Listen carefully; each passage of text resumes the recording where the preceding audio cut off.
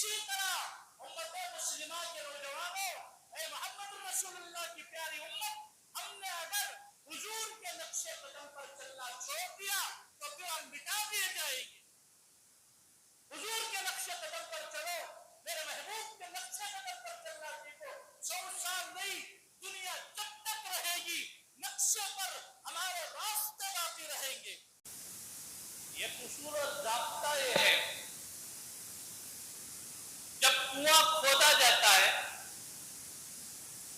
تو اس کا اصول اور ضابطہ ہے کہ اس کنویں سے پانی نکالتے رہو،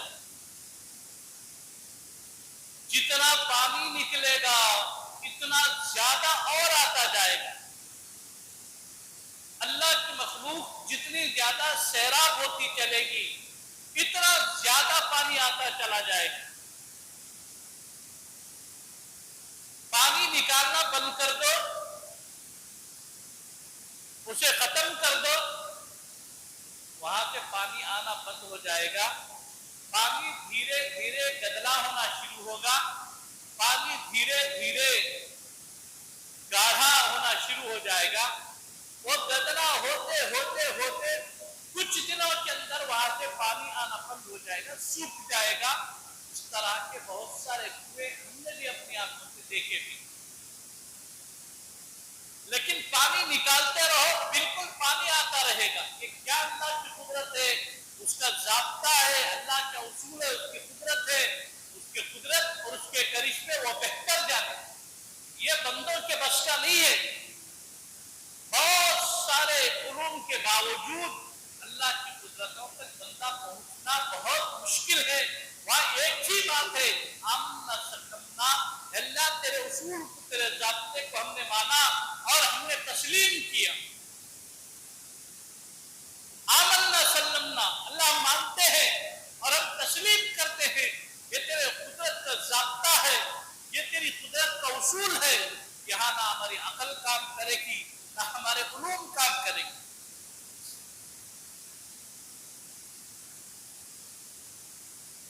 میں نے ایک کنویں کا نام بہت پہلے بھی بتایا تھا، ایک نام اس کا بیر روحا بھی ہے حدیث میں، اور اس کو لوگ بیر شفا کے نام سے بھی یاد کرتے ہیں۔ ایک موقع تھا حضرت نبی کریم صلی اللہ تعالیٰ علیہ وسلم کے ساتھ حضرات صحابہ بھی چل رہے تھے۔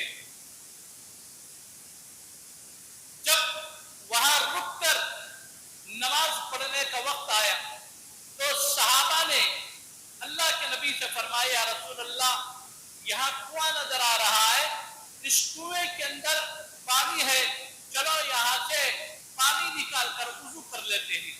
وہاں ایک خطے میں ایک تاریخ بھی لکھی ہوئی ہے، 70 سے زیادہ انبیاء علیہ الصلوۃ والتسلیم اس کنویں کے پاس وضو کیے ہیں، وہاں نماز پڑھے ہیں، ایک تاریخ وہاں بھی لکھی ہوئی ہے۔ بہرحال اللہ کے نبی علیہ السلام صحابہ کو حکم فرماتے پانی نکالو۔ صحابہ ڈور اور رسی ڈال کر کھینچ کر پانی نکالتے ہیں۔ پانی بہت کھارا تھا۔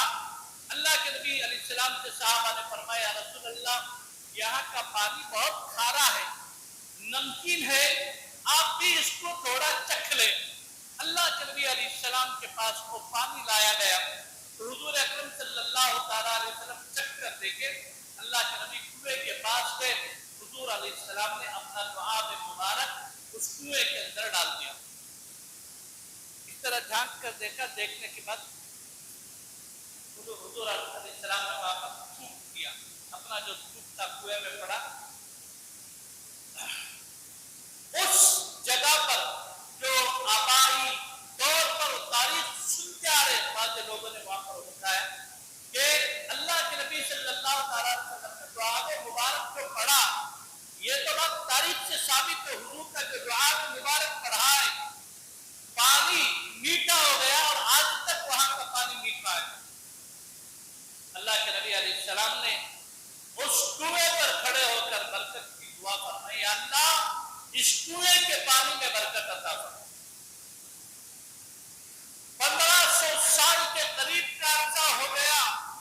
یہ وقت آج سے 7 سال پہلے جب میرے الحمدللہ وہاں حاضری ہوئی تھی، میں نے دیکھا لوگ بالکل اسی طرح ڈور میں پانی کھینچ کر بطور تبرک اپنے کرتے تھے، اب تو موٹر فٹ کر دی گئی، بالکل پانی کی جھرنے دھاریں نکلتی ہیں، لیکن پانی آج تک کم نہیں ہوا ہے۔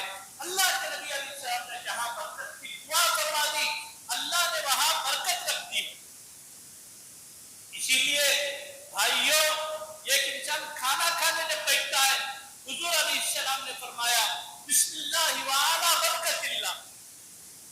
کیا ہے برکت کے معنی؟ برکت کے معنی یہ تھوڑی ہے کہ ایک آدمی دعا پڑھ لیا، یہ پلیٹ کھانے کی جگہ یہ ڈش کھا رہا ہے، ایک آدمی ایک ڈش کھانے والا بڑا ایک پلیٹ کھا رہا ہے، یہ تو نہیں ہے برکت کے معنی۔ برکت کے معنی یہ ہے اس کے ایک ایک لقمے پر بھی اللہ کا نور برستا ہے، اس کے ایک ایک لقمے پر بھی اللہ کی رحمت برستی ہے۔ اس لیے کہ کھانا شروع کرنے سے پہلے بندے نے اس کو مکمل اللہ کے حوالے کر دیا، اللہ کے سپرد کر دیا، اور بغیر بسم اللہ کے جو لقمہ اٹھایا جاتا ہے، جو لقمہ کھایا جاتا ہے، اس کے اندر بے برکتی بھی ہوتی ہے۔ وہ لقمے پہلے شیطان اس کا استعمال کرتا ہے، شیطان اپنا لعاب، اپنا تھوک اس میں داخل کرتا ہے، پھر بندہ اس کھانے کو کھاتا ہے، شیطانی اثرات ہوتے ہیں اس کے اندر۔ اب اس کھانے کو کھانے کے بعد ہدایت سلب ہو جاتی ہے، توفیق سلب ہو جاتی ہے، نیکیوں کا جو مزاج طے ختم ہوتا ہے۔ کل تک جو ہماری تہجد کی پابندی ہو رہی تھی، آج ہماری تہجد چھوٹ رہی ہے۔ کل تک ہم فجر کی نماز جماعت سے پڑھ رہے تھے، آج ہماری فجر چھوٹ رہی ہے۔ کل تک ہم نمازوں کے پابند تھے، آج ہماری زندگیوں سے نمازیں غائب ہے۔ کل تک ہم اللہ کا ڈر اور خوف رکھے ہوئے تھے، آج ہماری زندگیوں سے اللہ کا ڈر اور خوف ختم ہو گیا ہے۔ کل تک ہماری زندگی کے اندر اللہ کے نبی کی محبت ہمارے دلوں میں ڈگمگا رہی تھی، آج ہمارے دلوں سے اللہ کے نبی حضرت محمد رسول اللہ صلی اللہ تعالیٰ علیہ وسلم کی جو محبت ہے اس میں کمی واقع ہوگی یا پھر بالکل چھن گئی، تو یہاں غور کرو، اسباب کو دیکھو، سبب کیا ہو سکتا ہے؟ کہیں نہ کہیں ہماری زندگی میں ایسی غلطیاں واقع ہو رہی ہے، ایسی غلطیاں ہو رہی ہے جس کا اثر ہماری عبادتوں پر ہو رہا ہے۔ سب سے پہلے کھانے پینے میں حرام حلال کی تمیز ہو۔ اگر کھانے پینے میں حرام حلال کی تمیز نہیں ہے، کھا رہے ہیں، دسترخوان بھی بچھا ہوا ہے، بسم اللہ بھی پڑھ رہے ہیں، پوری سنتوں کی بھی پابندی ہو رہی ہے۔ ایک موقع پر حضرت جنید بغدادی نور اللہ مرقدہ بغداد کی گلیوں سے گزر رہے تھے، انہوں نے نام سن رکھا تھا حضرت خواجہ مجذوب حضرت بہلول دانا رحمت اللہ علیہ کا۔ ایک بہت بڑے اللہ والے گزرے ہیں، مجذوب ہے۔ مجذوب کسے بولتے معلوم؟ اسپنج دیکھ کر ہے، گارے کا کام کرنے والا اسپنج چوس کرتا نا، دیکھ کر ہے نہیں؟ پانی میں ڈال، ایک گلاس پانی رکھو، اسپنج اس میں رکھ کر اٹھاؤ، پانی غائب۔ بھئی پانی کہاں چلا گیا؟ اسپنج نے اس کو چوس کیا۔ اسپنج کے اندر وہ طاقت ہوتی ہے، وہ صلاحیت اور وہ خوبی ہوتی ہے، وہ پانی کو چوس لیتا ہے۔ اب جس بندے کا دل اللہ کی محبت کو چوس لیتا ہے اس کو مجذوب کہتے ہیں۔ اللہ کی محبت کو اس کا دل ایکسپیکٹ کر لیتا ہے، اس کا دماغ اللہ کی محبت کو قبول کر لیتا ہے۔ اب بظاہر وہ بندہ زمین پر چلتا ہے، لیکن اللہ کے انوارات، تجلیات اور اللہ کی برکتوں کے سائے میں چلتا ہے۔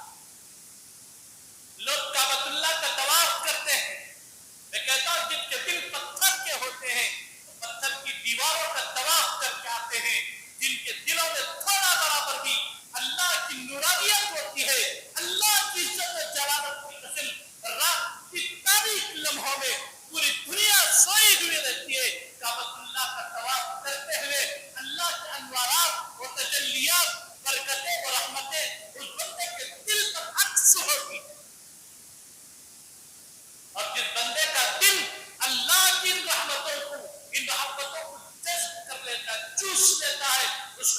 مرزوق کہتے ہیں، دنیا جن مسائل کو حل کرنے سے عاجز ہے، ان سوالات کا جواب ان کی جوتیوں میں، لمحوں میں، منٹوں میں حل ہو جایا کرتے ہیں۔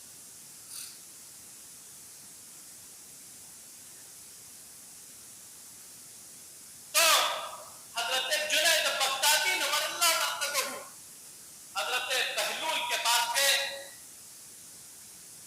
دیکھا کہ سڑک کے کنارے حضرت بہلول بیٹھے ہوئے۔ اب یہ جو حضرت جنید بغدادی یہ کوئی معمولیت بھی نہیں تھے، وقت کے بہت بڑے محدث تھے۔ یہ جب چلتے تھے تو ان کے پیچھے طلباء کی کتاب ہوتی تھی اور ان کے پاس کتابوں کا انبار ہوتا تھا، بڑا صاحب علم۔ لوگ سمجھتے نا بہت بڑا بزرگ تھے، تو تصور یہ چاہتا ہاں یہ جاہل آدمی ہے۔ گلبرگہ میں جو حضرت گیسو دراز رحمت اللہ نے آرام فرمائے، اب لوگ جاتے ان کی ہسٹری پوچھو، نہیں ہسٹری معلوم نہیں ہے، ان کی تاریخ سے واقفیت نہیں ہے، بھئی جا کیوں رہے؟ بس ایک عقیدہ بنا ہوا ہے، غلط ہے صحیح ہے، اس سے کچھ بھی لینا دینا نہیں ہے، جا رہے بھئی جس بزرگ کی مزار پر جا رہے ان کے حالات تو معلوم کرے۔ حضرت بہت بڑے عالم تھے، قرآن کی تفاسیر بھی کی، آج بھی حضرت کے قرآن کے تفاسیر بولنے بڑا صاحب علم بنتا ہے۔ ان کی زندگیوں میں کبھی بدعات نہیں، کبھی خرافات نہیں، کبھی شرک نہیں، کبھی اللہ کی نافرمانی نہیں، کبھی رسول اللہ صلی اللہ علیہ وسلم کے احکامات کی خلاف ورزی نہیں۔ ہم بزرگوں کے نام لیوا، ہم عاشقان اولیاء، ہم بزرگوں کو ماننے والے، ہم نبی کو ماننے والے، ہم نبی کے امتی، اللہ کے نبی سے محبت کرنے والے، ہمارا ہر قدم ایک ایک قدم بھی نبی کی سنتوں کے خلاف اٹھتا ہے، شریعت کے خلاف اٹھتا ہے، کتاب کے خداوندی کے خلاف چلنا ہمارا مزاج، ہمارا وتیرہ، ہمارا دھن، ہماری زندگی کا ایک شیوا بن چکا ہے۔ حضرت جنید بغدادی نور اللہ مرتبہ گئے، رک گئے، کہا مجھے اس آدمی سے کام ہے۔ شاگردوں نے کہا کہ بظاہر یہ دیوانہ ہے، آپ کو بھلے اس سے کیا کام ہے؟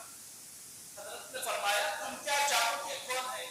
بظاہر ایک دیوانہ ہے، لیکن اس کی اندر کی دانائی کو دیکھو، اس کے اندر کی جو استطاعت ہے اسے دیکھو۔ شاگردوں سے فرمایا اگر ایک ڈیمو دیکھ لیتے ہیں کہ السلام علیکم رحمۃ اللہ وبرکاتہ۔ حضرت بہلول نے کہا وعلیکم السلام رحمۃ اللہ، کیسے آنا ہوا؟ فرمایا حضرت میں آپ سے کچھ سیکھنے کے لیے آیا ہوں۔ انہوں نے کہا کون ہوں؟ کہا میں جنید بغدادی ہوں۔ اچھا وہی جنید بغدادی جو تم لوگوں کو قرآن و سنت کا علم سکھا کے کہا، میں وہی جنید بغدادی ہوں۔ کیا سیکھنا چاہتے ہو؟ حضرت میں آپ کے پاس بیٹھ کر کچھ حاصل کرنا چاہتا ہوں، کہا کہ کھانے کا طریقہ بتاؤ۔ اب حضرت جنید بغدادی رحمۃ اللہ علیہ پورا طریقہ بتا رہے ہیں۔ کھانے کی سنت ہے کیا ہے؟ ہمارے پھر ذہنوں میں رکھنا نا، بسم اللہ پڑھنا، دونوں ہاتھ دھڑوں میں دھونا، کلی کرنا، دسترخوان بچھانا، دعا پڑھنا، کھانے کے درمیان بات نہیں کرنا، فکر کرتے ہوئے کھانا، فکر کرتے ہوئے کھانا، جتنی سنتیں ہیں حضرت نے وہاں پر بتا دیا۔ حضرت بہلول نے فرمایا میں تو سن رکھا تھا لوگوں کو قرآن اور سنت سکھاتا ہے، تجھے خود پتا نہیں ہے کہ تو کون ہے، تو کیا لوگوں کو قرآن اور سنت سکھائے۔ جنید بغدادی نے کہا کہ اسی کے طور پر سیکھ ہے۔ حضرت میں نے جو بتایا صحیح ہے غلط ہے؟ حضرت بہلول نے فرمایا بالکل غلط۔ حضرت جنید بغدادی نے فرمایا تو پھر صحیح طریقہ بتا دیے۔ کہا کہ ساری سنتیں ایک طرف رکھ، پھر دسترخوان پر آ رہی ہے، میں نے اسے دیکھ،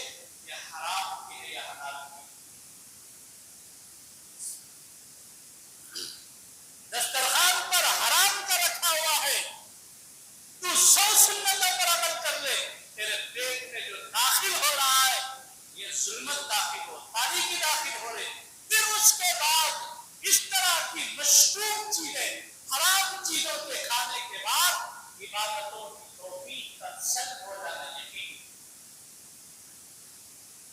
بھائیوں، ہم لوگوں نے اللہ سے مانگنا چھوڑ دیا، اللہ سے لینے کا طریقہ بھول گئے ہم لوگ۔ جو اصل جو روحانیت تھی، جو ایک مسلمان کے پاس جو ایک طاقت اور قوت ہونا چاہیے، وہ نبی علیہ السلام کے طریقوں میں، حضور کی اتباع میں وہ چیز ہے۔ اللہ کے نبی صلی اللہ علیہ وسلم نے فرمایا، اللہ یہاں برکت عطا فرما، تو پھر قیامت تک وہاں برکت ہے۔ مکہ المکرمہ بے آب و گیا وادی تھی،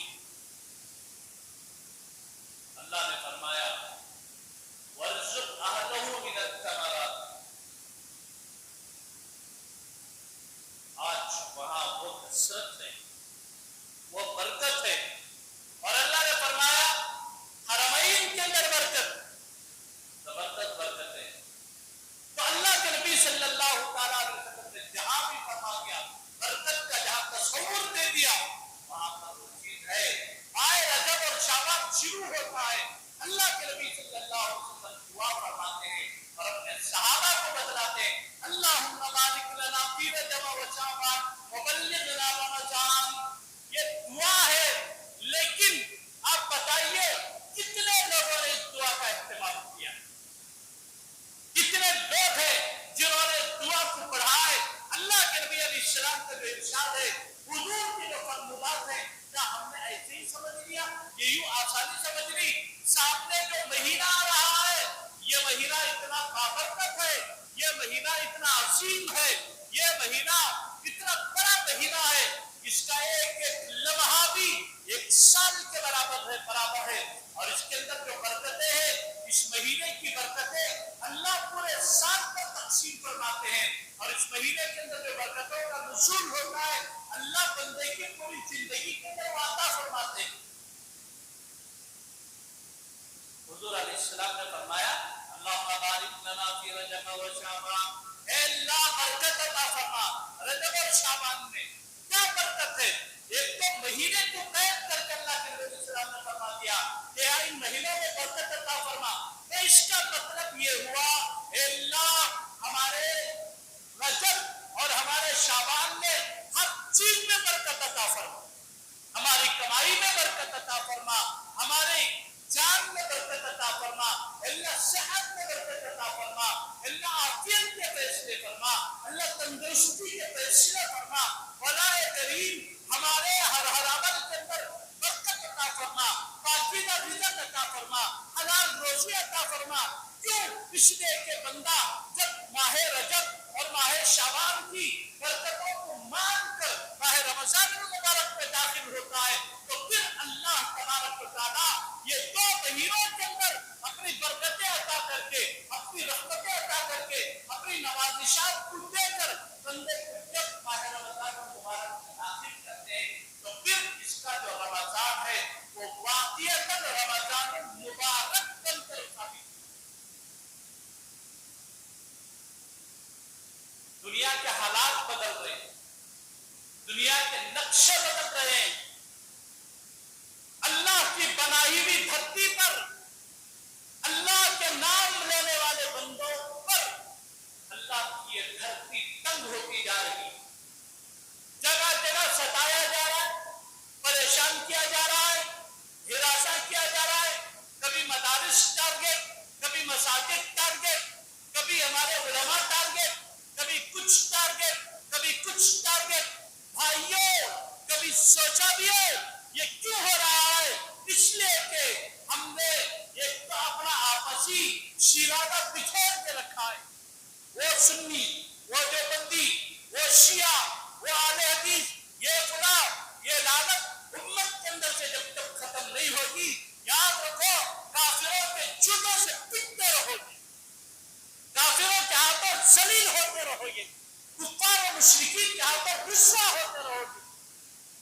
میری تو تمنا یہ ہے، میری تو خواہش ہے کہ کسی بھی ممبر سے کسی بھی محراب سے کوئی بھی عالم دین اس کے بعد یہ اختلافات ہرگز نہ چھیڑے. اس وقت جو مسئلہ ہے کہ امت کو واقسموا بحبل اللہ جمیعا کے تحت ایک پلیٹ فارم پر رہ کر متحد رہ کر متفق رہ کر اللہ کی رسی کو مضبوطی سے تھام کر حضرت محمد رسول اللہ صلی اللہ تعالیٰ علیہ وسلم کی سنتوں کی اتباع کر کے ایک پلیٹ فارم پر بیٹھ کر یا اللہ کے سامنے رو کر منا کر گڑ گڑا کر امت کو زوال سے پھر واپس عروج کی طرف لانے کا ایک وقت ہے. اگر اس وقت ناسمجھی ہوئی اس وقت تھوڑے بھی ہمارے پیر پھسلے تو پھر یاد رکھو اگر کسی پڑھنا آتا ہے چاہے وہ عصری علوم پڑھے ہو چاہے وہ دینی علوم پڑھے ہو اگر کسی کو پڑھنا آتا ہے تو تھوڑا وہ اس کی تاریخ پڑھے پڑھنے تھوڑا اٹھا کر سمجھ میں آتا ہے کہ جس دور سے ہم گزر رہے پوری دنیا کے اندر صرف ایک ملک کی بات نہیں مشرق سے لے کر مغرب تک شمال سے لے کر جنوب تک آج جو ہمارے حالات ہیں کیوں ہو رہے ہیں اس کی وجہ کیا ہے میں سمجھتا ہوں یہ ہماری بے ایمانی کا نتیجہ. ایماندار بنو حقیقت میں ایمان والے بنو صاحب ایمان بنو. 11 یا 12 صحابہ ایک ملک کے اندر آتے ہیں اس پورے علاقے کا نقشہ تبدیل کرنے بہت سے تیر لائے تھے بہت سے تلوار لے کر آئے تھے بہت سے ترکش لے کر آئے تھے مانے تجارت لے کر آئے تھے بیچنے کے لیے سمندر کے علاقے سے کھجور لے کر آئے تھے. کھجور بیچنا مقصود نہیں تھا محمد رسول اللہ کا دین امت کے دلوں میں داخل کرنا مقصود تھا. صحیح جذبے کے ساتھ ایمانداری کے ساتھ ایک سچے جذبے کے ساتھ ساحلی سمندر پر اترے تو پورے کا پورا علاقہ اسلام قبول کرنے کا مجبور ہو گیا. صحابہ واپس جا رہے تھے دامن پکڑ کے مشرکی جنگل میں جا رہے تھے. جب سے تم آئے ہو ہمارے علاقے میں چوری بند ہے ڈکیتی بند ہے حرام بند ہے زنا کے جو بازار گرم تھے یہ بند ہے. اور فرشتے ہوئے انسان کیوں جا رہے ہماری بستیوں کو چھوڑ کر. صحابہ نے ترجمانی کی ہم غلامان مصطفیٰ ہیں. اگر کہنا چاہتے ہو غلامان مصطفیٰ ہیں تو پھر حقیقت میں ابو بکر صدیق کا کردار پیدا کرو عمر بن خطاب رضی اللہ تعالیٰ عنہ کا کردار پیدا کرو خالد بن ولید کا کردار پیدا کرو حضرت عقبہ بن عامر کا کردار پیدا کرو 1,24,000 سے زائد صحابہ کا کردار پیدا کرو. دل کو کہ ہم غلامان مصطفیٰ ہیں. گاڑی بھی ملی ہوئی ہے ہمارے ناز و نخرے یہودیوں سے ملتے ہیں ہمارے سر کے بال کافر اور مشرکوں کی طرح ہے ہم پھر بھی کہہ رہے ہیں غلامان مصطفیٰ ہیں. کچھ ہے ہمارے حال افسوس کی بات ہے بھائیو. ایک دکھ ہوتا ہے جب اپنے ملک میں اور بیرون ممالک میں جب حالات دیکھے جاتے ہیں پوری دنیا پر حالات یکساں ہیں. کیا بات سمجھ میں آتی ہے کہیں نہ کہیں جو حکم ہمیں ملا تھا جو فرما برداری کے طریقے نقشے ہمیں ملے تھے اس سے امت محمدیہ کی گاڑی حضور علیہ السلام مدینہ طیبہ میں داخل ہوئے. آج تک ہم نے یہ جملہ بیان فرمایا تھا لیکن بعض لوگوں نے وہ جگہ بھی بتائی. اللہ کے نبی صلی اللہ آج جہاں مسجد قباء ہے میں نے پچھلے 3 جمعہ قبل شاید بتایا تھا لمسجد اسس علی التقوی من اول یوم حق ان تقوم فیہ. یہ وہ مقام ہے یہ وہ جگہ ہے نبی کے صحابہ کی طہارت پر قرآن کرا ان اللہ یحب المتطہرین. اس شہادت کے بعد کفار مشرکین نے کہا کیا تمہارے پیغمبر بول و براش کا بھی طریقہ سکھاتے ہیں؟ یعنی اتنی گھٹیا چیز بھی معلوم ہے تمہیں پیشاب کرنے کا بھی طریقہ نہیں آتا تمہیں پیخانہ کرنے کا طریقہ نہیں آتا. کیا تمہارے پیغمبر تمہارے رسول اتنی چھوٹی بھی چیز تمہیں سکھاتے ہیں؟ صحابہ نے کی جملے تھے وہ مقام بھی دیکھ کر آئے الحمدللہ. صحابہ نے اسی جملے کو لوٹایا. ہاں ہمارے نبی یہ بھی سکھاتے ہیں، مطلب یہ ہوا کہ شان سے کہتے میرا پیغمبر وہ ہے جو چھوٹی سے چھوٹی چیز سے لے کر بڑی سے بڑی چیز تک بھی سکھاتا ہے۔ شان ہوتی ہے جب تک ہمارے اندر یہ مزاج نہیں آ جاتا، پھر دنیا پر ہم سرخرو ہرگز نہیں ہو سکتے، ہمارا عروج نہیں ہو سکتا۔ امت محمدیہ کا بلندی وہ بالائی والا جو خواب ہے یہ ادھورا رہے گا، یہ شرمندے تعبیر ہو کر رہے گا۔ امت محمدیہ اگر تم عروج چاہتے ہو، اگر تم بلندی چاہتے ہو، اگر تم مدینے کا ماحول چاہتے ہو جو ماحول صحابہ کے دور میں تھا، تو پھر صحابہ کے نقش قدم پر چلنا شروع، نبی کی اتباع شروع کرو، ایک ارادہ کرو، ایک تہیہ کرو۔ سب کے بعد یہ بہت بڑا دکھ رونا آ جاتا ہے، لوگ حج عمرہ پر جاتے ہیں، اللہ کے نبی کی بارگاہ میں حضور علیہ السلام کے مواجہ شریف پر پہنچتے ہیں، سلام پیش کرنے کے لیے سر کے جو بال ہیں وہ کسی یہودی کسی بھیڑ چمار کی طرح بال بنا کر نبی کے روزے پر جب پہنچ رہے تو اللہ کے نبی کو یہ منظر دیکھ کر اتنا دکھ ہوتا ہو۔ اللہ کے رسول علیہ السلام کو حضور جب اپنے امتی کو دیکھیں گے، میرا امتی میرے روزے پر آ رہا ہے، اس کے سر کے بال کسی بھیڑ چمار کی طرح ہے، اس کے سر کے بالوں کا جو طریقہ ہے یہ کسی کافر یہودی کے دست پر رکھ کر آیا ہے، تو کیا میرے نبی کی تکلیف دینے کے لے جاتے وہاں لوگ؟ کیا ضرورت ہے؟ جب ادب کرنا نہیں ہوتا، جب لحاظ کرنا نہیں آتا، میں ہاتھ جوڑ کر کہتا ہوں اللہ کے واسطے ان جگہوں پر نہ جایا۔ کیپیسٹی ہے ہم حرمین شریف کا ادب کریں گے، رسول اللہ صلی اللہ تعالیٰ علیہ وسلم کے روزے مبارک کا ادب کریں گے، پھر پہنچو اللہ کے نبی حضور نبی کریم صلی اللہ تعالیٰ علیہ وسلم کے روحانی فیوز و برکات سے مستفیض ہو کر واپس کرنے۔ تقریباً دنیا کے ایک بڑے حصے پر نظر ڈالنے کے بعد یہ چیز سمجھ میں آئی، صرف ہمارے اپنے ملک کا مسئلہ نہیں، پوری دنیا کے اندر آج ہمارے جو مسائل ہیں وہ اسی لیے کہ ہم نے اللہ کے نبی حضرت محمد رسول اللہ صلی اللہ علیہ وسلم کے نقش قدم پر چلنا چھوڑ دیا، حضور کے طریقوں پر چلنا چھوڑ دیا ہے۔ اللہ کے نبی نے فرمایا اللہم بارک لنا فی رجب و شعبان وبلغنا رمضان، حضور دعا فرماتے، صحابہ دعا فرماتے، مسلمانوں دعائیں کرنا سیکھو، سنت سے جو ثابت ہے ان دعاؤں کو مانگنا سیکھو، اللہ کے سامنے گڑ گڑانا سیکھو۔ دیکھو دنیا کے نقشے کیسے بنے۔ میں ایک چھوٹی بات بتا کر بات ختم کر دیتا ہوں۔ آج سے 100 سال پہلے ہندوستان کا میپ اوپن تھا، 100 سال پہلے کا، میں مثال میں انڈیا بول رہا ہوں، کسی بھی ملک کا میپ اوپن کرو، 100 سال پہلے جو راستے تھے، سڑک تھے، وہ آج ہیں کیا نہیں؟ یہ نہیں ہے، جنگلات میں تبدیل ہو گئی۔ کیوں تبدیل ہو گئی؟ لوگ وہاں چلنا چھوڑ دیے، لوگوں نے ان راستوں پر چلنا چھوڑا۔ وہ راستے کبھی وہاں شمع جلتی تھی، کبھی روشنیاں تھی، کبھی کنکنے تھے، ان راستوں سے لوگ گزرتے تھے، راستے آباد تھے، لوگوں نے راستوں پر چلنا چھوڑ دیا۔